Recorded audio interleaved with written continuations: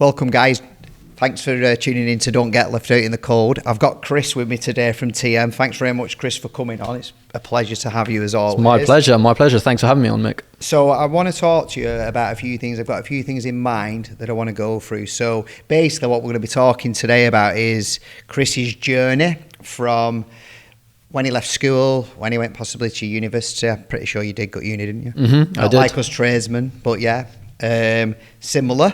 How we met Joe, just basically how he came from A to B to C, and you're probably on about Z now, aren't you, with the amount of things that you've done? I think I've got a bit more to go. Hopefully I'm only on about C. But right, okay, fair enough. Let's Cut see me what dead happens. there, didn't Let's it, see what the future has to hold. Yeah, so basically, just tell me a little bit about, when you left school, what your thoughts of what you wanted to be, what your ambitions were.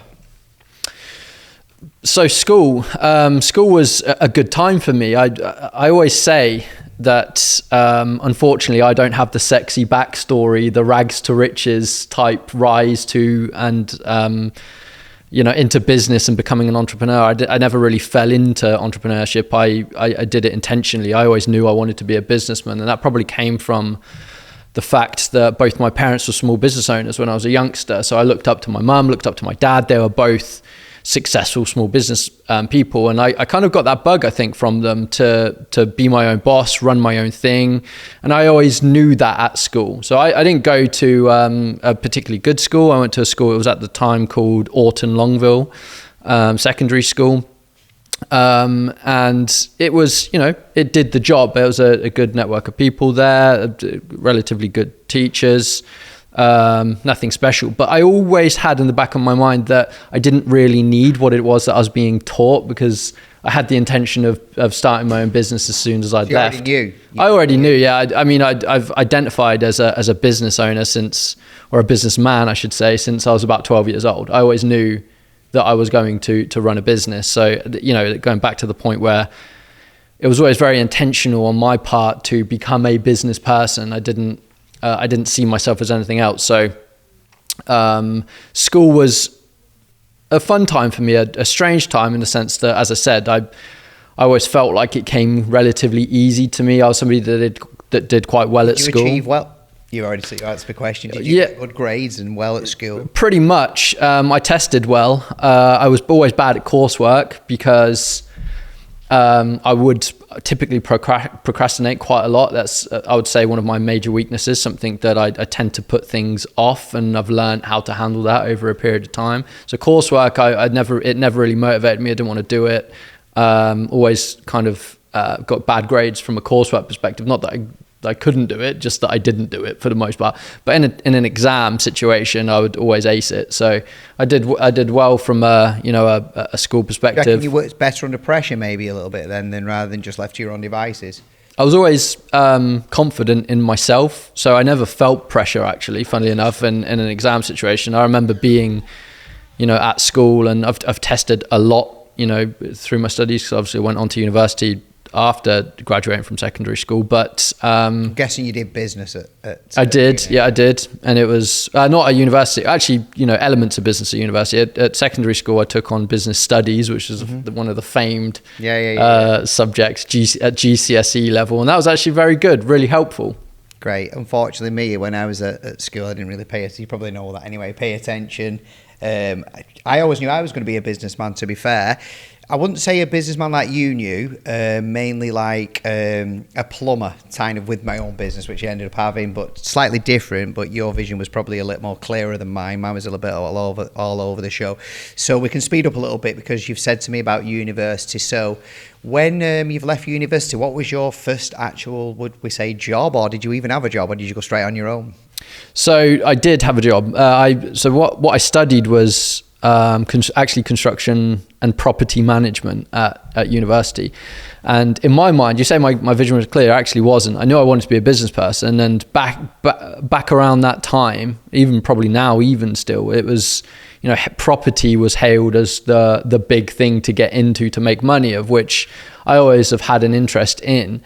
And so I decided to go down the construction management and property management type route in university. Again, did relatively well and graduated from that. But it was more designed in reality, looking back and reflecting on it, it was more designed for less entrepreneurial people, more QS dedicated type employment positions, like vocational positions in that industry, of which I was completely uninterested in truth. And again, this is, bearing in mind, back then I was, inexperienced, didn't really know what it was that I wanted to do, apart from wanting to be a business person, had an element of interest in property, and graduated from university at a time where actually the entire construction industry was on its knees because of because we had the recession. The recession, and at the time, if you remember 2008 roughly. That 2008 it was, and it was the credit crunch back then. Now it's the cost of living crisis. Back then the brand was the credit crunch. Yeah. I remember it clearly. So no one was employing. Not that I particularly wanted to get into that career anyway, because I'm glad that happened to me back then, because I would have seen. Ultimately, I think what would have happened to me, I would have done relatively well and probably grown up a corporate ladder, which is just not me or who I am. So interesting that, because what I'm seeing around me and what you're creating is corporate. Well, it's not quite. You kind of, in my opinion, knowing the growth of your company, how you've done it, you kind of like, how can I put it? Local family corporate. I can't really put an edge on where you're at the minute, but I just feel like you've got very good ethics, very forward. What I've seen with your team, the amount of money that you spent in your team, stuff like that is just, it's kind of made me realise that I need to do the same, really. But you still got the ethics of where we all come from, really. Yeah, I mean, I would certainly say that the Trade Mastermind is a maturing business. It's a business that's evolving from being that small startup, run from Joe's apartment type thing that it had come from, to now being much more of a structured company with mid-level management. We've got ambition to grow it further, introduce more product lines and services to what it is that we currently do. So, and typically that's. Can I just stop you a second? Yeah, absolutely. We just need to curb that a little bit. Sorry, we need to rein it back, don't we? Let's roll it back, and we'll get into that, because ultimately you've got some really interesting stuff, and I want to ask you that a bit later on.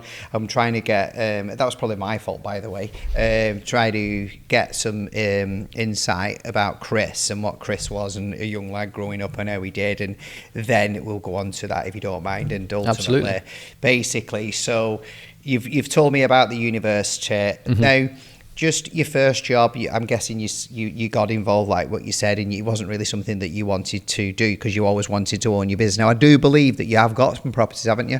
I don't want to get into that because it might be personal, but ultimately, it's entirely up to you if you want to share that. I'm interested in an investment portfolio of some sorts. Yeah, so it is diverse. So it's not just property, but there's a handful of different things. Yeah, well, that's another podcast, isn't it, Chris? We could do that another time. Yeah. So I think the big question I want to ask is, how do you get yin and yang together? How did yin and yang happen? How did Joe and Chris happen? How did you start working at Impra? How did, if you want to rewind to straight at the beginning when you met, did you meet at school? I mean, I don't think many people out there, because I don't think you get enough involvement or show of fame, should I say, as much as Joe anyway. How did you meet Joe? How did you start your journey with Joe? So going all the way back to probably my first job, to be fair, after graduating university, early 20s, needed something to do. The industry that I'd worked in was not there, or I'd studied in was not there. Needed to make some money, and as I said, was interested in property. So my friend, one of my best friends, actually, his best man at his wedding, godfather to his children now, had a job at an estate agency, and he managed to get me a job there as well. And the pay, I remember, was £10,000 per annum, PAYE. So I was paid £10,000, post graduation. Yeah, probably overpaid at the time. No, I'm joking. But it was a different time back then. But hilarious to think that a graduate could possibly be paid £10,000. Obviously, I wanted to make more money, but I knew that I wanted to get into property. So and something that I picked up from my dad is I would never work for the paycheck. I'd work for the education. So I didn't care how much I was paid at the time. Really good tip, that. Yeah, that's really good. You know what? That's really good that you've just said that, because I think a lot of people work for the money and don't realise the education, and then it will come. Because I think, especially with the social media, what's about today and how it works, people think, you know, get your mindset, do this, but you still got to put the graft in. I don't believe anyone makes it without the graft. The graft is a necessary part of it, but equally making sure that you're heading in the right direction is as important, I would say. It's all well and good working exceptionally hard. Sometimes you need to lift your head up and realize what it is that you're working hard on. That's for me a big thing that I've always been quite clear in my mind in terms of what it is that I'm going to put my effort to. But I think a lot of people unfortunately just fall into what it is that they do and then don't. I've done it. Yeah, absolutely. So I mean, hard graft is absolutely necessary. The grind is, you know, it comes with running a business and trying to build something for yourself, whatever that might be. It comes in employment. But so the graft is there, the grind is there, but make sure that you are focused on the right thing and not just being busy for being busy's sake, because that happens often. I see it all of the time. Your teachers try to get out of that. So you're in the estate agents now. Not by any chance did Joe come walking in his suit, did he? He did. So Joe has a famous story where you know, he incorporated his company. He was, you know, we're similar ages, so I was a youngster in my early 20s, and obviously so was Joe. I'm actually slightly older than Joe. I'm my birthday's in July and his is in September, so I'm about to be 35, and so will he in September. But in our early 20s, I was sat in said estate agency, and as I said, Joe's got the famous story where he bought the posh umbrella and the pinstripe suit, and marched straight in. No, it hasn't. Yeah, I think since that day, he, you know, he's never not been in a suit. That's not strictly true, actually, because he was working, you know, tirelessly on Impra, as it was back in the day, as a home maintenance property. But funnily enough, actually, before he walked in, he contacted and called my manager at the time. His name was Matt, and somebody that, again, to this day, a really good friend and a friend of Joe's as well, actually. But contacted Matt, phoned him up randomly, and asked Matt over the phone, who does your gas safety certificates? And Matt responded in a cheekily way saying, it doesn't matter, you'll never be able to beat that price. Joe said, try me. And I think after that phone call, Joe committed to do gas safety certificates for, you know, the landlord portfolio that we had of about £20 a pop, beating the last person that we were paying by about a tenner. So he managed to get himself a meeting with the head of the maintenance department in that company. So fast forward a few days later, Joe walked through. I was sat at the office. It's the first time I'd ever seen Joe in you know, dressed up to the nines with his posh umbrella, in kind of beeline straight through with this pre-organized meeting. I didn't know what was going on. I was a nobody. I was a, you know, low-level member of staff. I just happened to see him, and he walked straight through to the maintenance department that was around the back, so I didn't get to see what was going on. And everyone was like, "Who the hell is this guy?" Like, this youngster, clearly a very successful business person, is the projection that he gave off. Yeah, the image that he gave off. And obviously being similar ages, I was like, impressions and all that sort yeah, and me wanting to be a business person, I was like, this guy's got it down. He knows exactly what he's doing. And he managed to secure himself the contract with that company. And so, you know, well, at £20, I guess. Yeah, he's going to do. But I think that's important to recognise as well when you start off. Unfortunately, even today, I still believe there's a little bit of ageism, where people think you should be working cheaper because you're younger. It's just mentality that hopefully will start to change as people of generations change, educated on that sort of stuff. But I do still believe that if you've got a really successful company and you can offer the same service and better on that service and also give a discount, if you can maintain that, then you can put your prices up as you get on. I think a lot of people's vision is to, oh yeah, you know, I'm not doing it for that. Kind of, how can I put it without being like patronising? Some people, I think, value the worth, but they have to understand to get worth, you have to do something that's attractive to the person that you're trying to impress. And a lot of it is down on price. And I think that's probably what Joe did. He went in and delivered. He probably walked out thinking, oh shit, how the hell am I going to do this? Because I've gone in there, like you said, it looks like he owns at Wolf of Wall Street type of thing. And he's literally then gone home, chucked his clothes on, and then he's out then doing these certificates. And to make it pay that, he would probably have to do 10 a day. So 10 a day, depending on where the travelling is and all the communication. So I'm guessing, he really grafted. But ultimately, what he did, of what I've picked up there, is it's paid off. Because obviously, as we continue and talk through your journey, it'll come all into play, I'm sure. And you'll tell me more about how it all works. So once he got that contract, and he started to work with him, could you tell me a little bit more about your relationship, how you two bonded from that point? Yeah, absolutely. So the place that I had worked and Joe had got the contract for was a place called Woodcock Home. So it was a small independent estate agency that in Peterborough was kind of one of the big players in reality.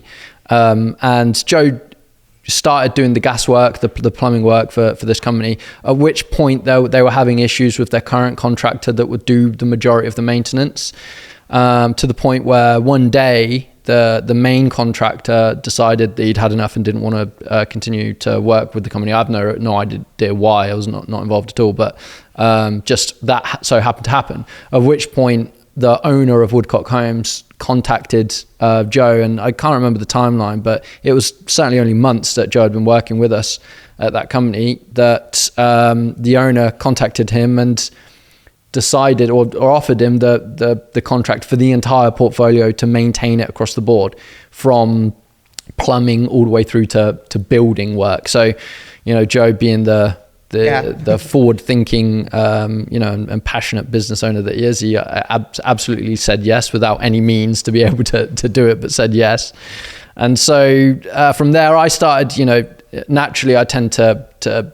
I'm a conscientious person, so it's easy for me to. You gravitated to rise up the ranks in something. I began to be somebody that was dependent on in that company, I suppose, and started overseeing some of the refurbishments and stuff. At which point, Joe and I really started working together. Like I would have a house that would need refurbishment, and Joe would be the company that would go in and get it done for us. And that's where we really started our professional working relationship together, trying to navigate these refurbs.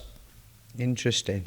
So, not everybody should say, but a lot of people know Joe's background. He won the Apprentice, etc. He set up Improgas. I think it was doing was it about 600,000 when he started at? I think significantly less, actually. I think it was about 300,000 pounds in turnover, and that was fundamentally through a handful of property management companies in Peterborough. Brilliant. So where I got 600,000 from, maybe I'm completely wrong there, was when he dropped Improgas, it was Improgas, sorry. Dropped Improgas, and then he went on the Apprentice. Was that about 600,000 then at that point, or was I can't remember the numbers, if I'm entirely honest, but in between that is probably an important part. So Joe and I worked together on this for back then it felt like years and years, but it was probably only 6 months to a year type thing, and we did gravitate towards each other, and funnily enough, we were both interested in property. And at the time, there's a company, still is a company, called Progressive Property that delivered. There was a Peterborough-based company headed up by Rob Moore and Mark Homer, and they used to run Facebook community groups, and they probably still do. I don't know, but we, both of us were in these groups, and I would see Joe commenting on all the posts all the time, asking questions, and I reached out to him. I said, and we'd developed a friendship as well, kind of, I suppose, slightly outside of work or joint with work. That when we worked at Woodcock Homes, there was a lot of parties, there was a lot of corporate events that we would go to, and obviously Joe was there, I was there, and we had a good friendship base within that company, and so there was this social connection there as well, I suppose. And I reached out to Joe afterwards. I actually left Woodcock Homes. Joe continued to do work with those. I actually, funnily enough, went and worked for Progressive Property. For a while, yeah. For a while, for about a 6-month period, I left Woodcock Homes, went to work for Progressive Property because I was actually headhunted to go and work there because the one of the founding members of the property portfolio of Woodcock Homes went and developed the portfolio for Progressive Property.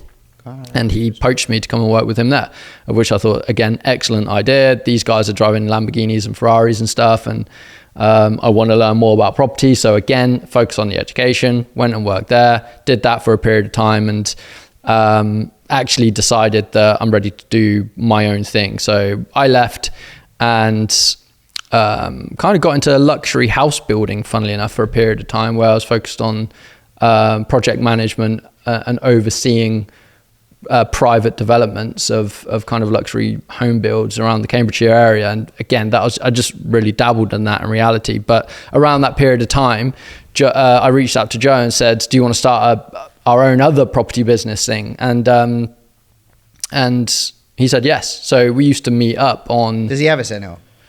I don't think so. I don't think I've ever heard Joe say no to an opportunity. But yeah, so we used to, and again, bearing in mind, we were youngsters at this point. We didn't know what we were doing. Give an indication of how old you were. 22. Yeah. 22. Like, we didn't know what we were doing in truth. And I used to go over to his on a Tuesday evening. We used to get a KFC, and we would just used to thrash it out. Talk about starting our own business. And the business was we decided it was going to be a rent to rent business, which I think is relatively, a famous strategy these days that's taught. But, back then, all those years ago, we were running it, and we were looking at logos and names and business cards and all the kind of the stuff that now you realize just it's unimportant at those inception. It's fun, but unimportant at that inception stage in business. In business, at that inception stage, what you absolutely need to focus on is revenue generation, is sales, it's go out and start actually delivering something to somebody. But, we spent probably months just deciding what the logo would look like. And trying to find a name that didn't exist already, and we had to come up with and incorporate on Company's House a company called the Property People Team Limited, because the Property People had already been taken.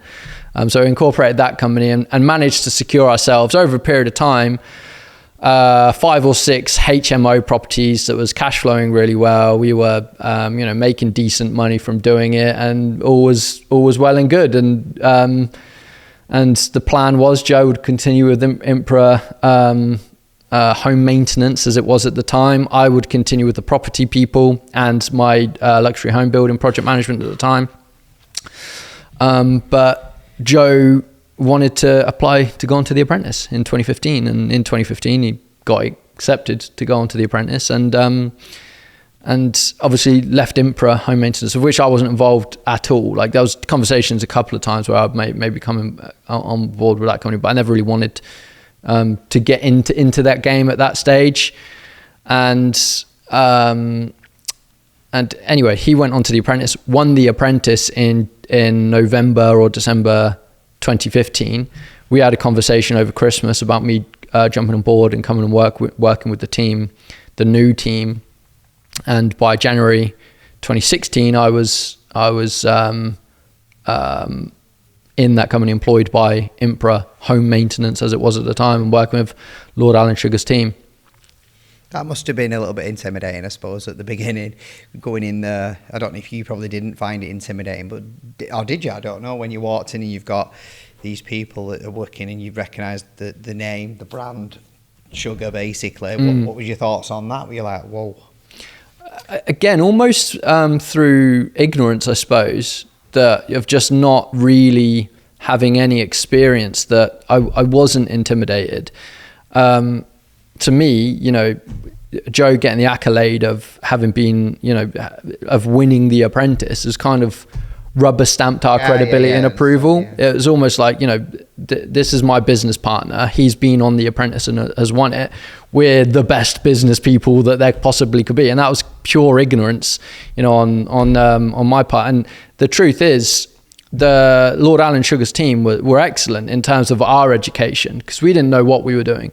We were, I was somebody that absolutely backed myself from an operational perspective. I take on all the systems and processes. I can easily make this work without, in truth, much experience at all. I was good with a computer. I was good with a spreadsheet.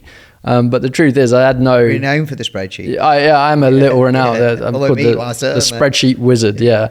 But you know, I could work my way around a spreadsheet and knew how to you know, fancied myself as being able to work with some software and stuff. But the truth is, we hadn't, between us, hadn't run realistically a big business at this point, and we were working with Lord Alan Sugar's team. That when you hit the ground, you weren't running. Yeah, so, very much so. So, you know, we learnt loads from those guys, and maybe I should or shouldn't say this publicly, but you know, we used to prep for board meetings with that team, like on the way to Loughton, which is where their HQ was. So, I mean, the team, the finance team were really, really good, and we're actually kind of, I suppose, I learned the foundation of how to actually run a business from those guys. There was so much focus on, you know, the core basic stuff that now we teach today, that come from really not even knowing about it back then to being introduced to it. And they had great accountants, great FDs, and they were all over the business from day one, really, and getting us to really understand and figure out what business model we had. Because in all honesty, there wasn't one. There was and this is what we teach now. There was a demand for work that we could provide, but there was no mechanism in place to actually be able to make money. In all honesty, we could get more customers, do more work, get more busy, but we weren't making more money. And that team knew that and were helping us figure it out. And very, very quickly, we, you know, identified, the first time I ever heard of margins in truth, that there were no margins in realistically the work that we were doing. And it wasn't until a company called HelpLink, actually, and again, after winning he was a key player, him, to be fair, the guy who set that up. Yeah. He ended up setting up Box, didn't he? He was very, very shrewd, very clever, very intelligent. Mm-hmm. What he achieved in the industry was quite amazing, really. And I'm sure he'll pop up again. But yeah, when HelpLink came along, just talk a little bit about that, because that's got my ears pricked up a little bit, that has. So, I mean, the story with that and around that is that we were busy. We were employing people. We were running a business, and this was over really a few months a period. But we realised that realistically, it's hard to make money in that game. And when we looked at it, when we were told by Lord Alan Sugar's team, you know, this is what you need to focus on, the profit margins. Look at the business model. What type of services are you offering? What type of products are you delivering? We looked at it, and we were taking on a few boilers, and all of the money that we made were in the boilers that we sold. And that was a fractional amount of work that we were doing in comparison to everything else. And we looked at that. And, you know, back then everyone wanted to work with us. We were having people throwing, you know, sponsorship deals at us and giving us vans, giving us uniform, giving us contracts. And again, as ever with Joe, saying yes to everything. And HelpLink was one of those companies, and they came along, decided that we would be a good company to partner with to do the installations for them.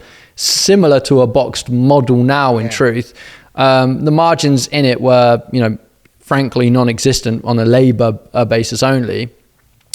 But we obviously said yes, and they come in and basically showed us the blueprint of how to install boilers. And we said, we're just going to do this ourselves. Like, that's where all the money is. That's how that's how we've made our money. One of the biggest. Let's get rid of all of this and just focus on this and make money in that way. And that's what we did. And you know, I suppose from there, the rest is history. We managed to once we'd got it right, we grew that company nationally. You know, we had insane sales growth. We employed a whole host of people. We had a big HQ in Peterborough. We, you know, did the whole bit, made a hell of a lot of mistakes along the way and learned a lot of things. But, you know, we worked tirelessly on that company from the very beginning. It was day and night. It was early mornings and hours a week. Oh, you know, 80 plus easily. Getting into three digits oftentimes. I mean, we would, you know, early days, it would be, you know, us and a handful of the core guys, just, you know, me, Joe, and a couple of others in the office until midnight, trying to find an installation for the next day to make sure that our schedule was filled. That's how hard we were working. And I remember Joe used to sit in the office and try and make sure that surveyors were booked out, making sure that bums on seats, making sure that we were actively able to sell to people. And it was an intense time, and accelerated education happens when you're forced into it. We were doing a lot of things incorrectly and a lot of things wrong, but we were learning a hell of a lot because we were just doing so much. And that was a wild time for us. That was a wild time. I think what I've learned from that, in my personal experience, about when you're learning, you constantly learn, especially with marketing, you think you've nailed it, and then you look into it and you realise you've lost it. That is a completely evolving. I think marketing, you've got to be, like you said, focus on getting revenue, sales. Your marketing has got to be on point, more point. I think the most important thing what people do, it's not really, obviously it's customers, but it's actually getting customers, marketing properly, because a lot of companies say they're making £1,000 a week and then they're saying, well, I'm not growing. They're not investing anything into marketing. So obviously if they're not marketing, you're not going to grow. It's that simple. Word of mouth does work, but only at a certain amount of pace. So what I learned was we have to market, but I'm still learning. So we'll market and we'll get it wrong. We still get it wrong. And I'm pretty sure you guys do. It's always evolving. There's not really... There's kind of a blueprint for it, but it does seem to be changing slightly. I mean, I've been in business since 1997. I set up when I was about 19. I really didn't have a clue. It's probably I would only consider myself a businessman probably in the last 5 years. It's recent. It's not. I was an engineer focused, that mindset of an engineer.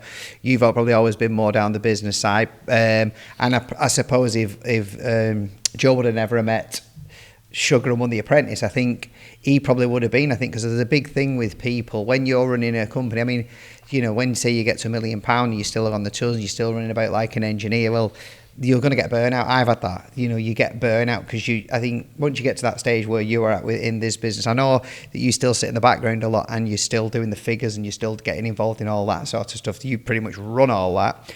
Mine is front end of, this because you know me personally, front end of just going out, getting that work, doing it, and then have a back end. So the reason why I touched on that, because you with the yin and yang I mentioned with you and Joe, is that you've got Joe that's visionary, very, very visionary. He's always got ideas, and I'm pretty sure the guy doesn't sleep much because constantly, you look at his socials, he's never stop. Whereas in the background, you're constantly doing the exact same thing, but mainly on the figures, the numbers don't lie, figures don't lie. And that's one thing when I've done the mastermind, as you know.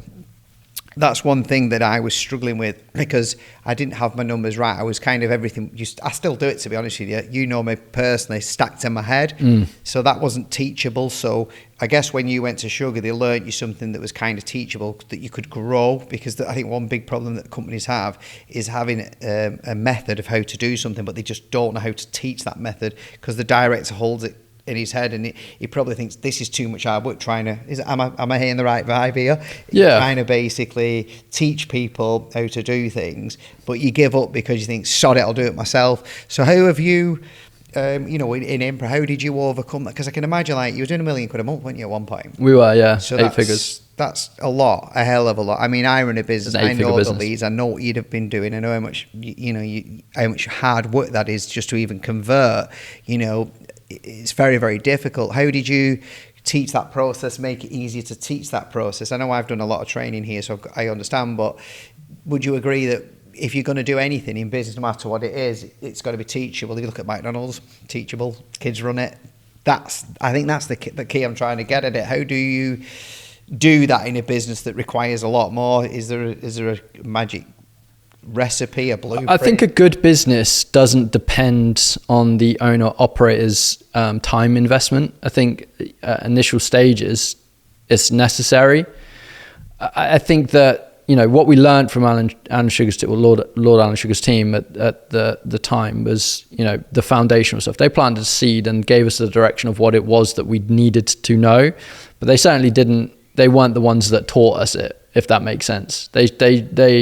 They showed us what it was that we needed to learn, and then we went on the path of learning. You took the water and you had to drink it. Yeah, so you learn very quickly, I suppose, that a business that gets beyond 5, 6, 7 people, you can't directly manage more than that. So what you have to get good at is developing the next wave of leadership, very much so people can take over things for you so that you're not in the day-to-day anymore. Because if stages absolutely if the business depends on the owner operator's input on a daily basis, it's not a good business. It's not well-structured business. There's a period of time where that's absolutely necessary, and it is absolutely necessary to have a leader, but in terms of the time investment, a good business is structured in such a way that and this is pinnacle stuff. This is hard to get to. I'm not saying this is, you arrive and then it suddenly all falls into place. This is a challenging thing to get to, but recruitment, training people, developing the system that they plug into, making sure that you can hold them accountable by introducing measurable metrics, and making sure that there's a great feedback loop in place, and making sure that you've got a reliable environment for people to become experts in their own field. I think to make the experience as fun as you can as well, because that's one thing that I've fallen into, frustration as a boss.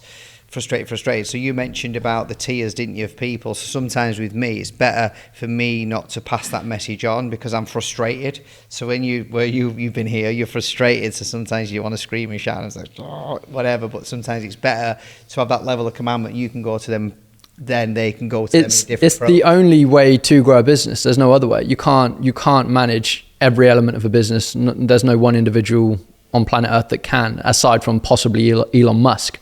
Yeah, he's an alien.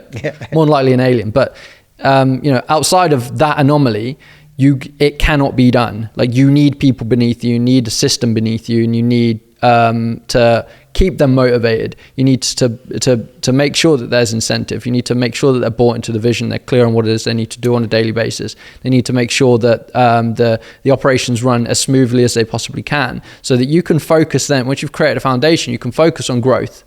Instead of fixing stuff when it inevitably goes wrong, because it does in business, 100%. But you need people to be able to fix the stuff for you. If you're constantly battling, your business isn't right yet. It's not set up in such a way at that stage at the minute. I mean, we keep going through this at the moment, and I'm getting it more and more right. So obviously, I'm down here today. When I was coming down, I was listening to Audible, Scaling Up. I don't know if you ever listened to that. And there's some really good information in there. But I think, like any business that's out there, I think these processes, they're not really new. They're actually very, very old processes. Obviously, software, systems, operation has changed, but the fundamentals have never really changed of how it works, it seems to me. I don't care what it is that you sell. It matters how you sell it in business. In my opinion, business is a 1 + 1 = 2 scenario. And my brain happens to work that way, in the sense that I like to see numbers. But genuinely, it's the mechanics that you set up. There's marketing functions that are required. There's sales functions that are required. There's delivery that you need to take care of. There's finance stuff that you need to take care of. The functions remain the same, irrelevant of what business that you are in. You could be selling cupcakes or you could be selling boilers. It really doesn't matter. It matters about the conveyor belt that you create, and then the people that are handling and in control of that conveyor belt. And that, in my opinion, is what business is all about. And people want to try to reinvent the wheel and be the next clever thing and be novel in their approach when it comes to business. But the truth is, it's just hard graft and grind and doing the basics again and again and again and again and again. Yeah, so all you can do is make that wheel more shinier and put better tyres on it, really. Optimize that wheel. Correct. Yeah, don't try to reinvent it. Yeah, I mean, I totally agree with that, because a lot of the stuff, like I said, I was definitely not. I mean, I never even classed myself as entrepreneurial. I've got property, I've got a maintenance company, as you know, and I've also got the M&R, which is my fundamental business. That's the one I concentrate on. But I never realised until, like, being around people like yourselves, because I never had the opportunity, because you mentioned beneath you. Now, just so everyone's clear, it doesn't mean below you. It meant beneath you in command.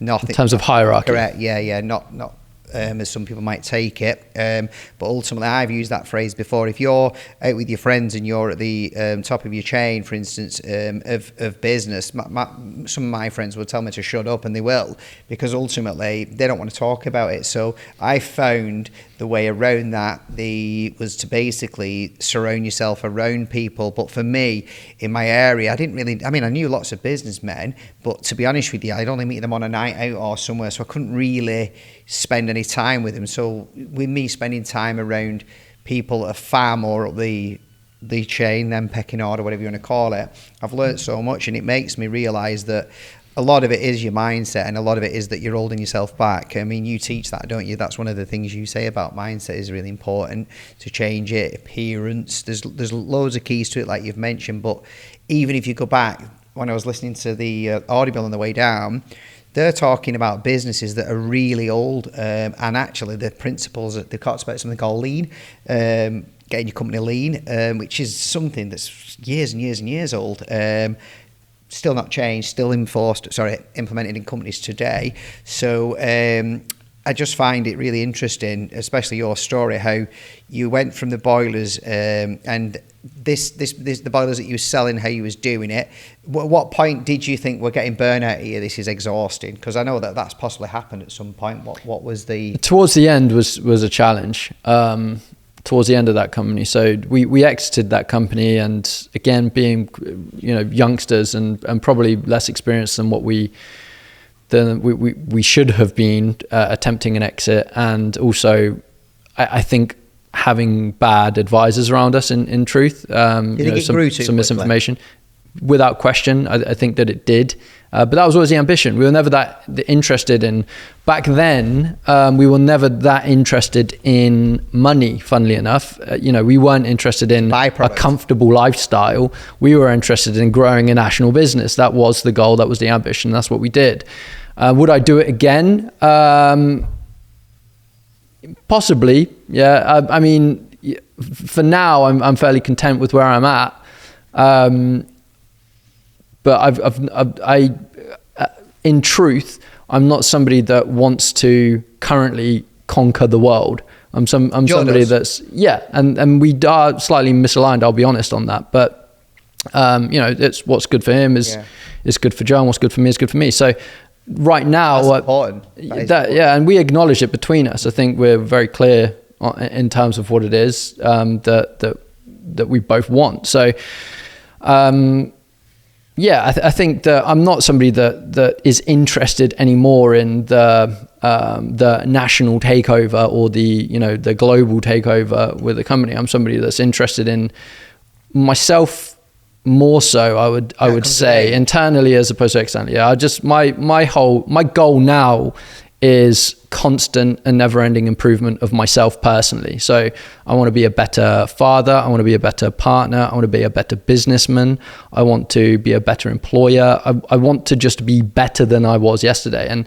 And so I feel like I'm competing against myself now more than anybody else. Yeah. Interesting. That's really interesting. So when Impra finally did finish and you exited and you got out, then you didn't really have anything to do, I suppose, did you? So, well, it was a strange situation because that's what I wanted to ask. Yeah, actually, what happened was that Joe exited first. So Joe exited the company just before COVID, and in his mind, Joe had Trade Mastermind already conceptualized, already developed as a great idea, and started generating clients almost from day dot. So he had that down. He knew that that's what he wanted to do. And I had to oversee, or part of the deal of that structure was when Impra was sold, I had to oversee the transition from Joe being the MD of the company to then effectively me becoming the MD of the company and transitioning into the new ownership. And so you did a hard job. It was a challenging role because the way that the deal was structured, it was an asset and goodwill sale as opposed to an equity sale. So the way that the company was sold, there was an element of it that was wrapped up, and there was liability that existed and was dissolved. So I wasn't a very particularly, and neither was Joe at this point in time. One of the favourites within the industry of people that wanted to do business with at that point. But there was a vision for what these new owners wanted to do, and I was going to help and facilitate, oversee it. And I don't think that they didn't have any idea of the industry. They come from logistics. So they didn't know what they were doing in truth. And so a lot of... Sorry to interrupt. I'm sure I heard, I'm not sure this is actual factual or not, that Laura Trugger said that running a plumbing and heating company is undoubtedly one of the hardest businesses to run. I'm not so sure how true that is, but that's what I have heard. Yeah, I mean, I don't know if Lord Alan Sugar has said that. He possibly has, yeah. But, I would certainly say that. It's...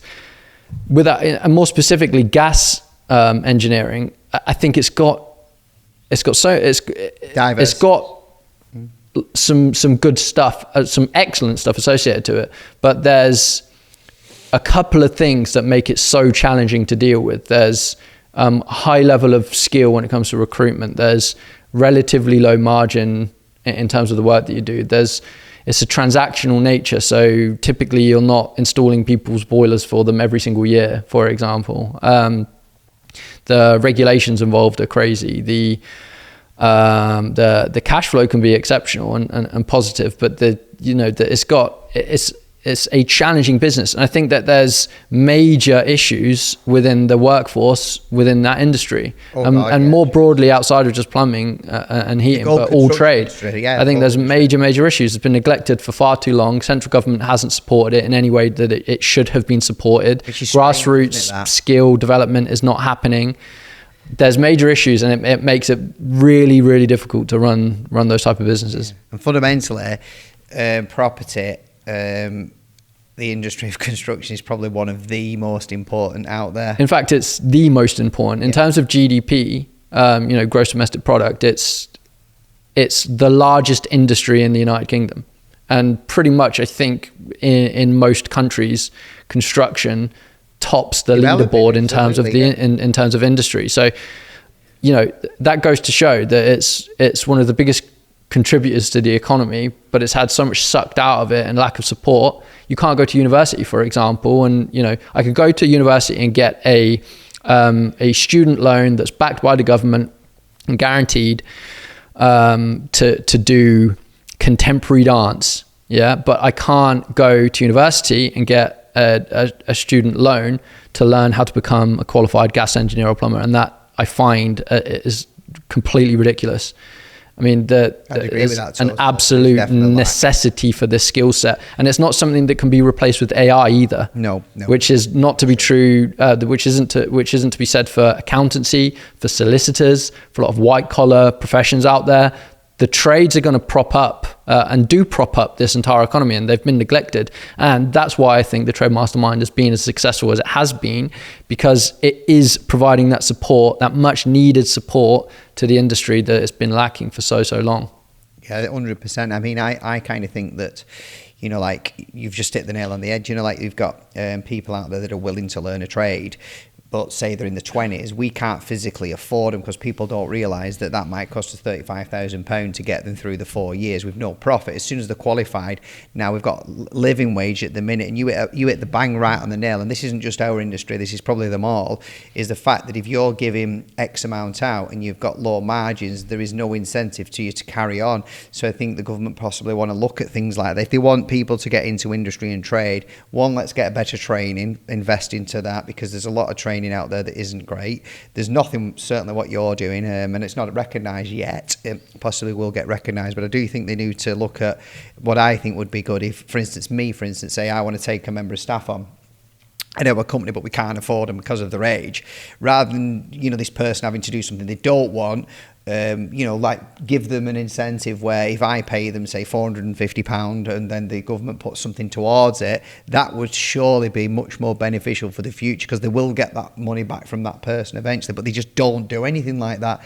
And like you said, I think it's probably because the people in government don't really see it. They just see things black and white. To be honest with you, a lot of them don't really understand how really hard it is to run a business, because there's lots of challenges. I mean, what they all are. So you've got employer's contribution, which is a lot of money, which a company, especially if they're doing domestic work and they're doing it for private companies or private people, not B2B, B2C, that's difficult because ultimately they're having to pay for that and then pay for pensions and then add VAT on it. And especially in the domestic market, and I don't know if you agree or not, VAT is a massive hindrance because ultimately there's lots of people that are not VAT registered, and ultimately for you to become competitive with the majority of industry out there, which are your one-man band installers, I think something's quite a massive amount of, I can't tell you exactly, but they're going in and they've got this notion of 500 or 600 quid on top, and as long as they get the money, half of them are not paying tax and VAT, because if they did, they wouldn't make any money. And I think the government just let them do that just so that they don't end up not, on the dole or unemployed. I might be completely wrong here. It's just my opinion on things of what I've learned. And I think the VAT especially is just basically saying to, where VAT registry is just basically saying, because people say, VAT, it's not your money, but actually it is, because ultimately the VAT man doesn't realise, or the system doesn't recognise that I've got to reduce my profit, not put more profit on, because the consumer caps the market. And that's why the margins, in my opinion, are so low, because ultimately the consumer... I think tax as a it's not evolved, has it, with the current market? Yeah, tax is a whole beast on its own. In truth, to try to tackle with, I do see VAT as one of those major barrier to entry points. I think, and I see it often. The psychology of trade business owners is often small ones that they want to avoid going over that VAT barrier, because of some of the reasons that you said, because there's a perception and price increase and all of the rest of it, and have to charge more to maintain the same level of margin, which is true. It's often not considered that you also save VAT on your purchases as well. Mm-hmm. I think I worked it out about 12.5% actually. Once you talk in real terms, is closer to that than it is, the flat 20% increase that a lot of people think that it is. But either way, it's still a price increase that you have to pass on to the customer for you to maintain the same level of profit. And that is a barrier to entry. There's no doubt. There's people doing all that they can to avoid going over that threshold. And what does that say about the country? Like, that we are cutting people down and removing their ambition to do better than what they can because we're just going to take the money from them. And that's not being penalised for success. Yeah, which is entirely backward. And that's one element of the whole issues around central government and tax and stuff like that. Yeah, I mean, don't get me into this, because I'll speak for an entire other podcast around this type of stuff. Yeah. So do you know what? I've even forgot where we started. I don't know how I got on that rant, but yeah, it's because I see it, and I see it at a level, and I see a lot of people asking that question. I think just to cap this now, I think the best way the government could do is say it applies to everybody. Simple as that. There's lots of theory. I mean, unfortunately, MPs are people that are skilled at presenting and getting votes for, as opposed to business people that know how to, correctly run a business. And what bigger business is there than running a country, right? It's all about revenue and expenses. You can only imagine, can't you? So I've digressed a little bit there. Your podcast was supposed to be all about you, and now we're bashing the government. Sorry, but that was probably going to happen between us two, because we are very different characters. And just to let everybody know, I haven't really scripted this. This has been, most of the stuff I do is off the cuff, because I do believe that it being more natural and not having something obviously I have a structure in my head, but not, it evolves, doesn't it? Because we was talking this morning about what we're going to talk and this and that, but ultimately it evolves. So just a little bit more about the trade mastermind. So we've set up the trade mastermind now. It's now running. So I've seen this evolve, stupidly evolve, ridiculously evolved. And I was quite shocked and surprised how many people turn up to the events. And, it's quite, alarming. And someone once said to me, are you not bothered, Mick, that ultimately there's all these people coming on learning that it's going to make your industry worse? I said, well, it might have an effect at the beginning. I said, but ultimately, as people get more and more better, there will only be a percentage of people that have got balls to do this, because it still takes balls even after training. But ultimately, for some people, it's not for some, but it's certainly not for the faint-hearted. So ultimately, you're better off being on the curve now before, get ahead of the curve. And that's what I decided. Yeah, 100%. And I think it's the right move. Obviously, it comes from a biased position, because I'm interested in getting clients. But the way that I would look at it is that there will always be competition. in whatever industry it is that you enter into. And there's a few ways of unboxing this. Number one is, in my opinion, that a rising tide raises all ships. And that's actually a quote that a client, I won't mention his name because he might not want it mentioning on the podcast, but it's a client that said that to me. And it's a phrase that's rung true and it's stuck since he said it at one of our academy days. And I believe that to be absolutely true. I think that the industry suffered for way too long on price slashes within the industry, people competing on price and only price, and inevitably having to cut corners in work to do that, to win on price, because there's no profit in it otherwise. I think the industry's been suffered with that for far too long through a lack of education of how to correctly run a business, correctly profit. And we don't teach by any means like how to profiteer. We teach how to run a healthy business where you can reinvest the money into delivering a better service, into the people that you employ, into getting a great customer base. Like, that's what a good business should be. And the point is, you are going to come up against competitors whether you're trained or you aren't. So you better be trained. Make sure that you are trained. Don't complain that somebody else might be. Yeah. And there is one guarantee that I can provide, and is that if you do come up against a trade mastermind client and you are untrained, you will lose because of training. It's my business and it's something that I believe in. I've personally trained, Joe's personally trained. It's something that we sell as a service. But training is at the core of everything. If you want to get better. And I think as well, being around people of similar minds, when I came along and I joined you guys, I wouldn't say that I necessarily needed you for specific training and stuff, because when I watched the whole sales pitch, it was really similar to what I was. So it confirmed, yes, you're doing this right, yes, you're doing that right. I was doing loads and loads of things wrong, what they were, because ultimately the sales side and stuff, I understand that it was numbers and figures, and actually not realizing what I was making. I had an idea, but it was all in my head. So I learned quite a lot how important it is to have something there that you can then predict, where I wasn't predicting. I was just going, I know this on all this industry. And you know what? You were finding out. Absolutely. There were no where now I can see it and sometimes shit, I don't look at that, but at least I know, it is predictable. And that's one of the key things I learned here. And also it definitely changed my mindset about how things should be. I mean, I wouldn't even be doing the podcast. I did start this a few years ago, obviously fell ill. I do realize that I really like doing this. This is something I enjoy. It's getting guys like yourself onto the show and, picking your experience and learning. So I wouldn't say I'm not necessarily doing it for everybody else. I'm doing it for myself as well, because I'm learning things all the time when speaking to you, picking up little golden nuggets, out of this experience. And I found the whole journey really, really good, and I've really enjoyed it, to be honest with you. And I enjoy it more than plumbing, I think. But I am passionate still about the job. Obviously I am. I've got a company that does really, really well.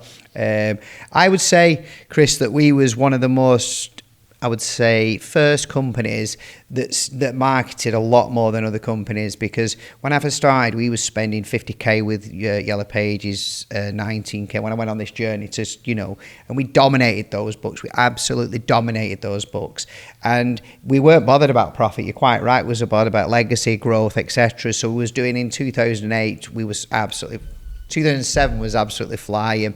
It was like someone turned a light switch off. So I took some advice, which is, cut your advertising. Big mistake that. You should never cut your advertising. If you're going through hard times, advertise as much as you can physically afford, as long as you're living. That's fine. You don't need to make a profit. We'll get through this. But I took the wrong advice and it didn't work. And you kind of sat there thinking, oh, well, we're not busy. I won't be busy if you stopped advertising. And even the big companies that are out there now are falling that. They're pulling the... And it's crazy, because ultimately, if you've no work, in my opinion, now's the time to, if you can afford it, just do as much as you can afford. Don't hold on to your pennies as much as you think you need to. As long as you're not putting yourself in negative equity, just keep doing that. And, we all know there's a cycle and it's going to come back. So if you're on people's minds in 3 or 4 years, then if you're not, you're going to have to start that all again. So one of my ideas when we hit the recession is, how do I build a a foolproof, if you will, recession-proof business, and it was taking on a lot more of the low tickets, like the home care we offered. I got asked how was that we're doing. We've got thousands, over two. I think I count 2,500. It's not the fact. Well, I suppose it is really, but that's just literally on service, and then we have home care, where they pay a subscription, etc. That's something that we did, and we kept hold of that. And you well know, because we looked at this, didn't we? As that's doing probably 600,000 of the business, and the boiler sales is a higher profit, an easier model to follow. But ultimately, we decided to grow that because now we are hitting hard times. We are noticing there's a lot of companies out there that have nothing to do because they just do boilers or they just do one product. So about 2 or 3 years ago, I was chatting with Wesley, and Bosch came in and they was talking about air conditioning, etc. So we basically subcontracted that out at the start. We're going big on that at the minute now because I think a lot seems to be a emerging market for it. 100% there is, and we're in there. At the end of the day, we're actually getting more lads on training, bringing it more in house, to be honest with you. But ultimately, the products that we offer, we try to stick to heating, which I've kind of the product line. We still do the plumbing side, but that's more on the home care side, and we have designated engineers for it because I think you do have to swap your engineers a little bit around because they get a bit bored, but you do have to kind of keep them a little bit separate. You agree with that. You've got to kind of have lads doing specific roles, but ultimately that side of the business does work, and it does prop up the other side of the business through summer. It actually does, because ultimately there's not as much negates that bathtub effect of seasonality, doesn't it? Yeah, it's just working it out, and it is evolving. That's actually evolving. But what I'm trying to say is a lot of the stuff that we did at the beginning was unthought of. People used to say, get Nick round from M&R, he'll bring you bloody dinner, and I would. I'd spend time in the house, make sure there's explain the difference, educate the customer, spent loads of time where I was quoting people, and I was doing about 200, I think the best year we ever did is about 280, and basically I was doing that because I was going in and I was showing, I was taking. Now, going back to what you're teaching now, I was doing that then, and I was doing really well. The problem is now there's a lot more social. There's a lot, not that it's a problem, that's the wrong word. So if you're not actively looking at what's going on in the industry and keeping your eye on it, you will get left behind. There's some smart lads out there. I've met some really smart lads on here. I've got one on the podcast, Lewis. He's a very, very smart lad. Ultimately, I think what I'm trying to say is that your journey and what you've created and what you've done is absolutely amazing, because what you're doing now is you're giving people who've not really got a hope in hell, and there's frustrated, if you watch a lot of them, you have created something that is really helping people. You've got tons of people out there saying, you're a con, you're this, I've heard it, you've heard it. But the mad thing is, I know for a fact right now, Chris, there's other companies looking at what you're doing and they're on with it. Mm-hmm. Basically, this model is getting copied, but you're ahead of the curve. Yeah, you're ahead of the curve, because ultimately that should be something that you're quite proud of, really, because you've created something that's I take it as different. A compliment. I think that the industry has needed the support that we provided, and I think it's natural for competition to follow if you do something well and there's a need for it. As with myself personally, I don't really compete externally. I'm not so focused on what the competition is. Fine. That's do you know what? That was one thing. You've got a lot of companies out there, including myself. I'll hold my hand up for that. Where you start panicking. I think it's fear of missing out. You see something, it's great, and I think especially when you watch social media and you watch companies out there. I've got a really special guest that I'm hoping that's going to come on, who's got a huge plumbing company, who's hopefully going to be really, really good, and we'll let you know a little bit more on that. But ultimately, it's basically, when you look at our company from the outside, everything looks perfect, but I think, don't do that, because everybody does exactly the same when you look. 'Cause you never show the shit, do you? Unless you're being followed 24/7. But ultimately, I think stay in your own lane, keep your head down, obviously you got to watch competition, but try not to get too much overwhelmed by it, because it's very overwhelming if you start looking. What advice have you got on that for us? I would say, I think there's all such great observation. When it comes to the competition, There's examples in history where people have taken their eye off the ball and it's wiped them out, right? Things like Nokia, we all know what happened to those guys. Unreal. Yeah, the whaling industry back in the 1800s was, as far as I understand it, one of the biggest industries globally that there was, and with the invent of fossil fuels and the combustion engine and all of that kind of taken over, it just kind of wiped that out straight away. So there's times historically where you look back and people have taken their finger off the pulse with it, and it's been to their own detriment. Domination can cause that, can't it, I suppose? Because if you're dominating and you don't see the up and coming, you've got to see the up and coming. You've got to be with the times, because we're currently evolving, aren't we, all the time. AI, for instance, you're absolutely spot on. I mean, that's brilliant advice for the listeners that are listening, that ultimately... I would caveat it, though. I would caveat it and encourage people not to externalize again too much. Don't focus so much on what the competition are doing. I would focus... The best piece of advice that I can do around this is provide the absolute best to your customer that you possibly can. Focus everything on your product and service and delivering the best possible product or service that you can to your customer base, because the free market is real. People will they'll respond well to what's good, and they'll respond negatively to what's bad. And technology, you have to keep up with. You have to make sure that what you're offering is always the best. Don't get complacent in what you're providing to your client base, because your clients are the ones that dictate whether or not you're going to be successful or you aren't. And if they start to be dissatisfied with what you provide, you've got a problem. So outside of what the competition is doing, outside of what's happening within the marketplace, focus on, more importantly, and for the most part, just providing the absolute best thing that you can to your client base. And I think you can't go far wrong by doing that. That's obviously spot on, that, because like what you've just said there, I completely click with everything what you're saying. It's just good to confirm what you're saying. I think as well, a good thing is that you've got to have culture. Culture's big. You've got to have the right culture in your company, because sometimes you're getting up and you're coming up with suggestions and ideas, and it can be draining sometimes. I mean, I found that I've got someone now that helps me with this, but when I was doing it on my own, it was difficult, and I'm pretty sure that you've had that. You've got you and Joe, aren't you? Ultimately, you've got Joe driving. It's good sometimes to have somebody else that's helping you with that. What are, interestingly enough, what are your core values? What are the core values? Do you know them? So for the Trade Mastermind, I mean, they've evolved over a period of time. And between Joe and I, we've contributed different versions of them. We've pretty much refined them down to 3 at the moment, and I'll be entirely honest, I can't remember what they are off the top of my head. No, it's cool. I shouldn't have done that. We can cut that out. I'm joking.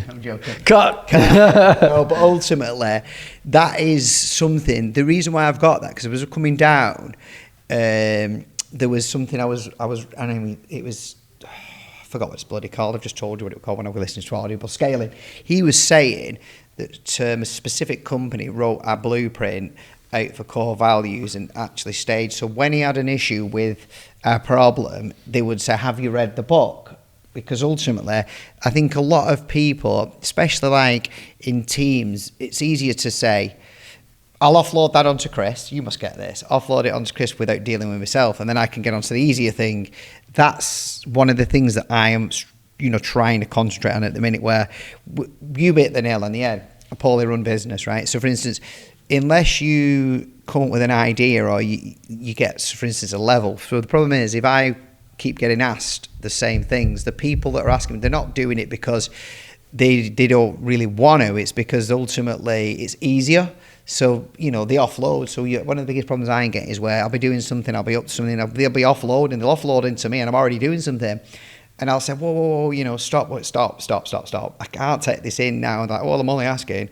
But I think our core value is going to be to embrace people so that they can, not have that. So there's something they can go back to. So as I was coming down, I don't know if you guys have got, I think it's a good idea to have a blueprint for your values and your things that you're doing, because there's a blueprint for industry, there's a blueprint how that works, But I've never really seen a blueprint for a director when he needs something to look at. Yeah, no, it's great. I mean, I think it's important to have your own core values as well as an individual. And I've always kind of aligned with the C's framework.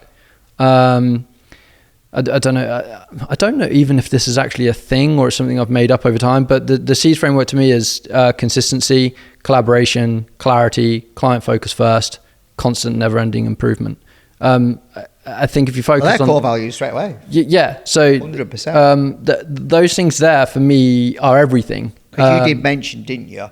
I know the company's separate, but there's you, which is, you've said your self-development, so that just tells me everything there then, whereas a director, which you are, that's important to know. What you're saying there is important to know that you need to have something in your head, because it's sometimes a bit lonely, isn't it? You don't find it a bit lonely, like you're at the top and you're like, shit, where do I go? You know, and everyone's coming to Chris and all these problems. Yeah, running a business is a lonely enterprise. It can be, and the buck always stops with you. But I would say that unwavering from your own values is all that keeps you sane. Never compromise on that. Something that you know, and it's not to say that it means other people's values are wrong. It just means that be true to your own. Never compromise on what your own values are. And as an owner operator of a business, I think you have to try to instill that into your team as well. 100%. I think it's been great having you on, actually, because again, I've known you for a good few years now, and I'm still learning from you and still learning about you and about your personality, etc. So where do you see, it's a bit of a strange question. Well, it's not a strange question. Where do you see yourself and Trade Mastermind within the next, we'll not go too far, 2 years? Interesting question. I think, you know, and this might be a what's the word? A bit of a stab in the dark. No, what's the word? A presumption? No. Not a presumption. An expose, an announcement type thing. But I think Joe and I are in agreement that we are slightly misaligned on the big, not misaligned, but we are going to be coming away from it at different points. I think that's, I get you. That is going to happen. Like Joe has, you know, as I mentioned earlier, Joe's got ambition to conquer the world, and that currently isn't something that is in with my personal vision. Yeah, and it's not that it doesn't align with my values. It's just that I know what's required to conquer the world, and nothing else can fit within your extremely space. Selfish, are you? If it's a word, committed, I would say, but you can't allow for anything else. No, you know, and in my opinion, you can't allow for no. I probably do. I'm not great. You can't vocabulary. I do say the wrong things sometimes. You can't allow for friendships, for relationships, for you know, family time, for weddings. But you can't allow for that. If you're going to, and you know, I know that there's a debate in that, but I know what it takes. 100%. I know that it takes 24/7 commitment, day in, day out, and there's seasons to it, no doubt. Like there's a period of time, you know, that you have to put everything into it, and you can ease off slightly, but there's sacrifice there. And I think I'm mature enough now to realize that I'm not prepared to pay that price. Yeah, I get you. And I don't need to. It doesn't feel anything. It doesn't provide me with any type of fulfillment to conquer the world. You're also not materialistic at all, so I have noticed that about you. You're not really that bothered, although you do drive nice cars and stuff, but you're not really that bothered. I like to be comfortable. I certainly wouldn't describe myself as materialistic. Funnily enough, I don't believe Joe to be either, and I know he comes across as slightly different. His car, so I know he's not. He's not a materialistic person. He's fulfilled very much in other ways, like driving people, seeing the best, and creating something amazing and building an empire. Like it's not about the money. It never is. And I know there's that projection sometimes, but they always say byproduct, don't they? Yeah, absolutely. It's a byproduct of what actually is valuable to him. So yeah, I mean, I wouldn't say either of us are materialistic, even though, you know, we do drive nice cars and live in nice houses. I do, you know, we do at the end of the day. And would I say I am? I don't know. Do you like to have nice things, etc.? But I don't know. It is a bit of, strong word, that I suppose. Right, I'm going to wrap it up very shortly. I just want to ask you one more thing. What advice have you got to any startup now that's coming to the eating industry, or any job, any role, and they're having itchy feet, basically? They like their employer, probably want more money. What advice have you got them? Because I've got situations where we've got members of the team that are stepping up, and I'm going to have to step up or, you know, step back. I'm in that position now where I'm going to have to step back at some point, because if you don't, so what advice have you got for supposedly both of us? For instance, you've got somebody that's willing to step up, and you know, he could possibly leave or he couldn't, or so basically, what advice have you got there for retaining that person and that person making a decision? Very, very adverse question, that. Yeah, so I'll answer firstly to the person that's possibly thinking of setting up on their own. And the best piece of advice that I could possibly provide to somebody that's looking to start and grow their own business is probably two things. First and foremost, it's not easy, which is such an obvious thing to say. But I think you really absolutely need to reflect on whether or not you are or aren't that type of person. If you're not somebody that's willing to go through the pain of building something, of which it is painful, and consistently over a period of time, it is the only way to get better, is to consistently feel the pain and repetition and fail and take the beating again and again and again to actually prevail and become the person that inevitably you need to be to run a successful business. That's the only route to it. You know, don't pay attention to what you see on Instagram and all of the nonsense of driving Lamborghinis by trading on Forex and all that kind of stuff. It's complete crap. To become a well-rounded business person, a successful business person, you have to go through 10 tons of shit, quite frankly. I hope there's swearing's allowed on the podcast. Yeah, you have to do it. And if you are that person, none of what I have just said to you will put you off. You'll do it anyway, because there are some people that are just built that way.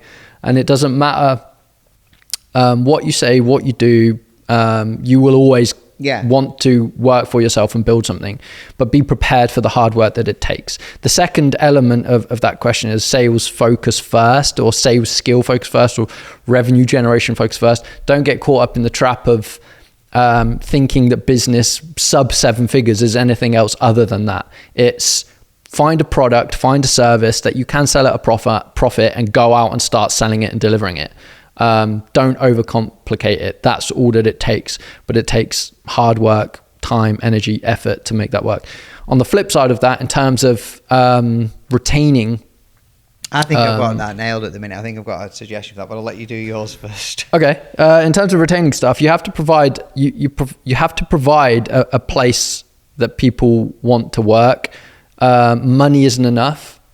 You know, that money is an expectation. So money is, if somebody's not paid enough money, they'll be demotivated. If somebody's paid too much money to do the job that they're providing to the company, it won't increase their level of motivation to be in the role, if that makes sense. 100%. So it becomes an expectation. So you can't entice people to stay through money. You have to retain people by giving them career progression, by providing job security, by making sure that the culture is correct, making sure that they're treated like an adult and are given the autonomy to make their own decisions, and are developed into the next wave of leadership, and they can evolve and they can go on to the next thing. Make sure that they're well looked after and supported. And Gary Vee says something really important, and I think that resonates a lot with me, and that's when you realize as an employer that you work for your employees don't work for you, it becomes a lot easier. I'd say there's an element of absolute truth in that, to be fair, because that's exactly how it is. You know, now the answers that you've just given are pretty much what I say, because I want to retain our team, have the best, which is you know, I do believe we've got a decent team, which is challenging at times. Try not to take things too personally as a boss, because certain things get said, and some of the things that are said that you find out afterwards are none of your business anyway. Just to touch on, sorry to jump in, but to touch on that, emotion has, frankly, zero place in business in my mind. It removes all, so things that have said, detach emotion from it is absolutely right. Don't be sensitive in any situation. I'll hold my hand up again. I failed with that a few times myself, made the wrong decisions, felt sorry for myself, felt sorry for the people, not really making the actual right decision for everybody. So ultimately, I think another great thing is we're currently advertising at the minute for a new engineer. So we're thinking, how do we get the best of the best in? And I think the best way to is, like you said, not necessarily the money, but the actual culture, the environment, making it a happy environment. Because you get so drawn into the negativity side of things. You've got to be careful, really. So that's my advice, basically. Try to make your business place the best place to work at. And also, if you do that, it will naturally develop, because people will want to develop where they'll not be in that rut. So that's like my touch on what you've just said. Absolutely. Tie them into the vision. Yeah. Make sure that they know why they're coming to work. Absolutely. And they're contributing.